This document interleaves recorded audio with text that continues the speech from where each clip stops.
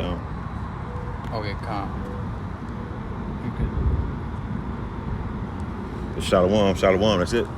Yeah. We give our praise, honor, and glory to Yahawah, Bahashem, YAHAWASHI, Bahashem, Rekahak, Wadash. Double honor to the apostles and elders at GM Master Rule Well. Peace and blessing to the occupants out there doing this work with truth and sincerity. Back here again with another lesson with the brother YAHAWAH out of GMS Dallas. And Lord willing, this is edifying to the elect men out there that are listening, watching these videos. Damn, just a quick lesson, real quick I want to get into concerning how this God of Satan got the people's eyes closed with religion, the image of so-called, the image of so-called Jesus, who they put up on the scene as a so-called white man, and different things that's going on, got our people in a gross darkness state with this religion and living this black culture and whatever else other philosophy or ideal in their head that they have that they live by. Because Jacob get an ideal in their head as a thug, and then they want to live it out. So it all starts with a thought, man. Salaki, real quick, I want to put this back on. My phone was tripping. Okay, I'm going to start with Isaiah 60:2 real quick. Isaiah 60:2, for behold, the darkness shall cover the earth, and gross darkness the people. How the gross darkness cover the earth is religion. This so-called white man, Edom Esau, set up an image of himself and have people thinking that he's the Most High. So that covered the whole face of the earth, because the Bible has 18 nations. You have biblical names. So the so-called white man give you Indian and black, African Americans, Panamanian, Egyptian. Those are all names that the Most High, that Edom put on people, and they cover up their true identity, and that's a gross darkness on the people, man. Anything you want to say, brother? Yeah, I was just gonna say, it shows you in the scriptures that even throughout the whole history, they don't really talk about skin color. You know what I'm saying? They always talk about this tribe or this nation. You know what I'm saying? It's always been about that. Right. But then Esau brought it out. I believe it was the Edomite, the so-called white guy, was called Johann Blumenbach. Okay. So he brought in that whole ideal of skin color, separating people by skin color. Right. You know what I'm saying? But before that, it was, nations. You got the nation of Israel, you had the nation of Edom, Elam, you know what I'm saying? Moab, Ammon, yep. Yeah, all them. You know what I'm saying? So Esau was the one that pretty much made that separation through that skin color, and pretty much labeled us as black, brown, whatever. Right. Which is another thing, which is that darkness being put over the people. Put over the people, yeah. Because they don't know who they are as a nation, for as biblical nationality. They walking around thinking they Arabs and things of that nature. So it says, Isaiah 16:2, for behold, the darkness shall cover the earth, and gross darkness the people, but the Lord shall arise upon thee, and his glory shall be seen upon thee. And that's what you see with the apostles and the elders and the men on down, and the men before them who taught them, is that you seeing the glory of the Lord rise upon these people, because we coming up out of that darkness, or that spiritual veil is now being taken off of our eyes, so we can see things clearly and see what's going on and how the mechanics move for dealing with prophecy, how society's about to break down. At first, have that dark covering over us, we didn't know these things, man. So now we know who we are. We know who our nationality. We know that the God of Abraham, Isaac, and Jacob is coming back to save the nation of Israel, the elect of his people. So we seen the glory spiritually on one level, and the next level is going to be real spectacular by the so-called UFOs coming to deliver his people out of this place, man. Anything you want to add, brother? I got...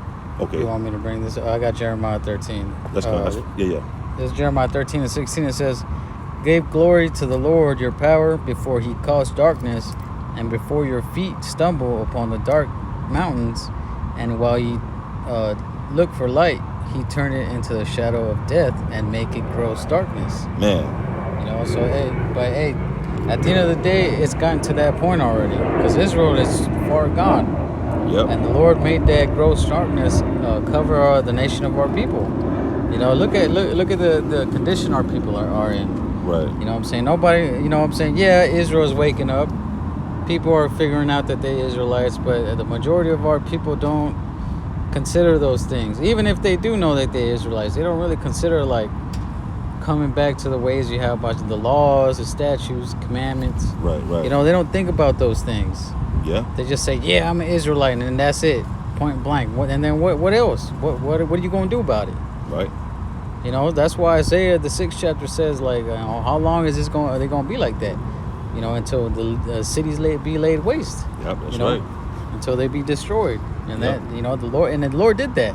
He put it in the minds of these people. Okay, now it's gone too far.